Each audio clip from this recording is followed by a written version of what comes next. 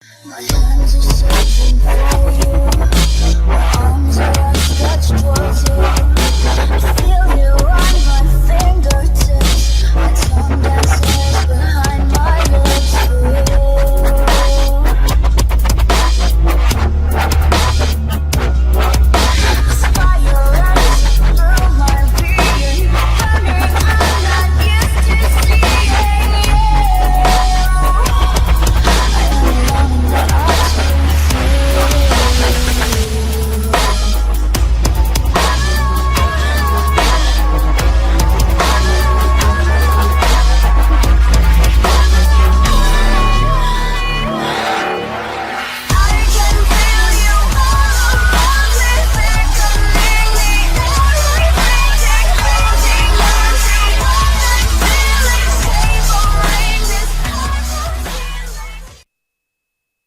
Greetings citizens of the world, this is Anon 6K. Today I would like to talk about two simple problems with the internet, security, and privacy. If you have followed Anonymous for a while, you know that we have fought for privacy and our rights for a long time. Today, I wish to speak to you about it. What you may or may not realize is there is no such thing as a flawless security. With enough tools and resources anything can be taken over. The government, computers, networks such as PSN, companies, and the economy are just a few. If you can imagine it, then it doesn't have a perfect security system. There is always a way to break into something, you may just not have the ability to do it. Granted, hacking can't necessarily get you into all the things I mentioned. For instance, the government, you can't just hack into a few computers and shut down the government. However, you can hack into some computers, get sensitive military documents that can outrage an entire nation. That does have the power to overthrow the government. I have no plans to do this, but it could theoretically happen. Now, with this in mind, is it a possibility that your government is watching you? The answer is yes. Maybe it's not even the government, any person with a computer can look up things about you. It's especially dangerous connecting to a website. If you were to do this, theoretically speaking, someone could obtain your IP address, then use that to figure out your approximate location. Or, though this is extremely advanced, could figure out your ISP, then hack into them and get a physical address. Now, isn't that scary? Now I know what you're thinking, even if this could happen, it won't happen to me. That is where you're wrong. It has been recorded many times that hackers like to hack random people for fun. These hacks can be hard to solve if the hacker knows how to cover his tracks. And honestly, a lot of websites store IP addresses for multiple things. Some for authentication purposes, some for voting systems, making it so you don't vote twice. Faucets can store IP addresses so that you can only claim so often. Generally, faucets that make you register an account don't do this. Anyways, if a website does this, and has an insecure database, any hacker with the right tools can go in and steal those lists of IPs. As a matter of fact, when I'm bored I hack databases, just for fun, and one of them had a list of IPs so that way someone couldn't reuse a promo code. Do you know what it said at the end of that list? My program said, warning, console output will be trimmed to last 256 rows due to large table size. Do you know what that means? It means that more than 256 IPs are inside a database on one website right now, just waiting to be stolen. That dump has been released onto the internet just to prove the danger of this. And, in fact, can be found on my website. This leads me to my next topic, insecure databases. This is a security matter. Let's say that I hack into a database. I get a table that has some accounts on it. It has usernames, emails, passwords, old passwords, phone numbers, security questions, and a few settings. Now, it is standard for current passwords to be encrypted on a database, so if it is hacked you get a bunch of jargon that doesn't work. However, tools exist to break those encryptions. I personally have a 20 GB word list to break encrypted passwords. So let's say you have a weak password like popcorn or password 123. If you use the same password for the email, that is also in the database, which you most likely do, then I can now log into your emails and read up everything about you. Such as emails from other websites saying thanks for making an account with us. To which I can now go and try using the same username and password on that site.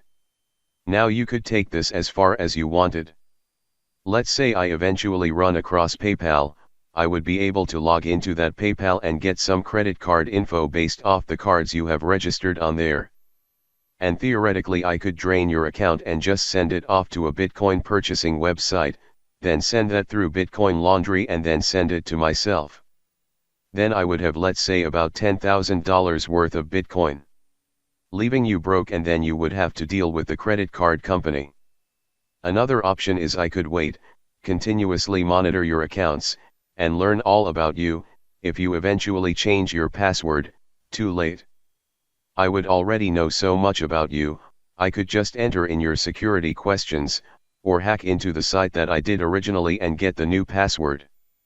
Additionally, once I rounded up all the accounts that I could from your email, I could change your passwords on all your accounts. I personally have witnessed this kind of attack. In fact, I had hacked into another database that had an accounts table similar to what I described earlier. It didn't have things like security questions or old passwords, but it had emails, usernames, passwords, and phone numbers. The program I use to hack into databases has a separate smaller word list for breaking password encryptions at the time of the hack, and if I don't get all of them I can run it through my 20 gig list ladder. However, one of the accounts on there had a password that was just hacked. So I hacked it back. I logged in, without any problems, then changed the password and made a post on the site saying that the account was hacked, and I had hacked it back. I left my anonymous email saying whoever the account belonged to before, could have it back. As you can tell, this stuff isn't rocket science, anyone can do this. In fact, on some websites you can hack straight into the website admin account through something called SQL injection, which is more or less adding code to the source for one login session, and is used to break into databases in most cases. Now, how do we prevent this? As I said before, you can't completely prevent anything. But you can partially. My advice is to use different passwords for different websites. I know some people have a hard time remembering more than one password. Here is my advice to you. Use one password, but use different varieties of it. For instance, if your password is password 123, then do something like 123 password or password 321 for a different website. Always use different passwords for standard accounts than you would a bank account. If there is one thing you want the most secure out of anything, is your social security number and your bank account. Preferably you would want to use a different password for your email too, for it can be a huge liability. My next tip is never trust a website, especially a lower quality website. For instance, Google is a high quality website. It is extremely secure. Of course, it can't stop everything. For instance, though your typical Joe can't hack into Google's database, they could potentially hack into an email. If ever you need to make an account with a lower quality website, use a simple password, or at least a different one. You may be wondering, how can I tell how secure a database is for a website? The most common way to hack into a website is through a get method URL. So you could look to see if a website uses these. If you don't know what it looks like, it looks something like this. example.com/example.php?id equals 1.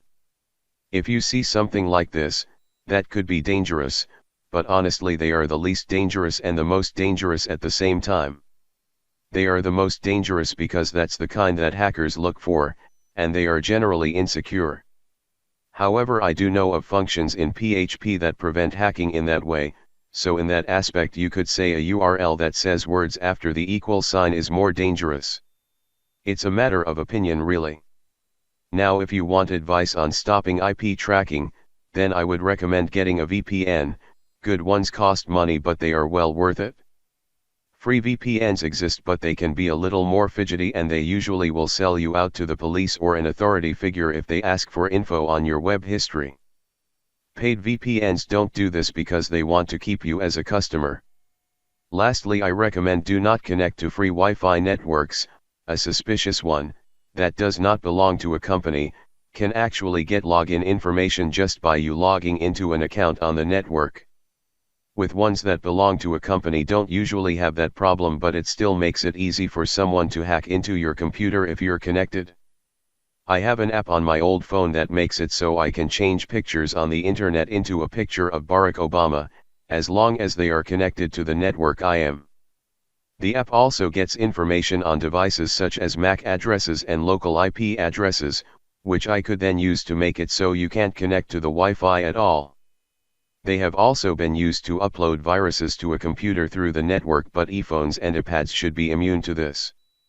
These issues and more are the reason why Anonymous is against a project known as Single Gateway.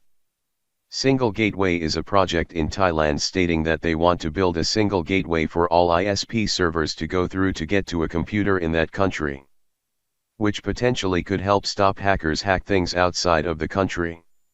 However, internally would be an all-out hacker war.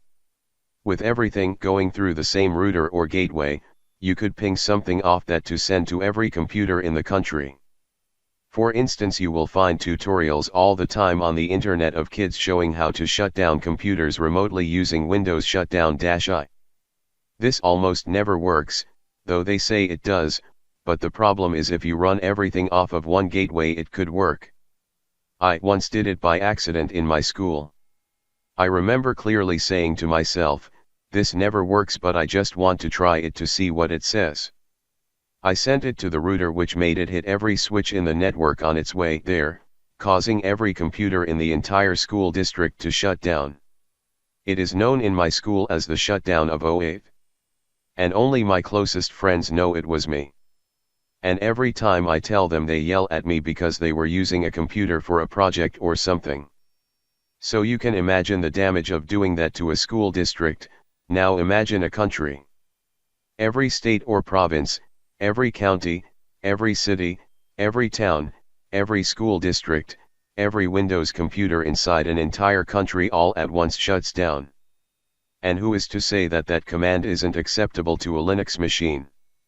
And if it is, that could shut down web servers, emails, FTP, remote virtual machines, banking servers, and even streetlights and traffic servers. And if it's acceptable to some Linux, that means it's acceptable to some Macs too, and that in total is every major operating system available. It's scary that me as a kid can shut down a school district, much less me as a kid shutting down an entire country.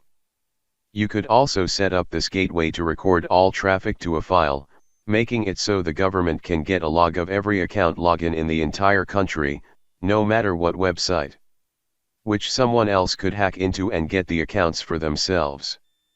I could also ping the Barack attack off that gateway, making it so every online photo is of Barack Obama making a funny face. Or any other photo for that matter. Someone could also upload a worm virus to that router and have it crawl its way into every computer in the country. You could have the worm bring a rat along with it and make a country-wide botnet. The thought of that happening makes me laugh at this project's stupidity. I don't have the ability to do that, but if I did, I would support this project just so I could. Think of the websites we could DDoS after that. There wouldn't be anyone else that could take away rights, that's for sure. We could just set an entire country to DDoS every server they had. All of this and more could be done if Project Single Gateway continues. I hope that Thailand heeds this warning, for their people's sake. This is my rundown on internet security, and my tips on privacy on the internet. We are anonymous, we are legion. We do not forgive, we do not forget. Expect us.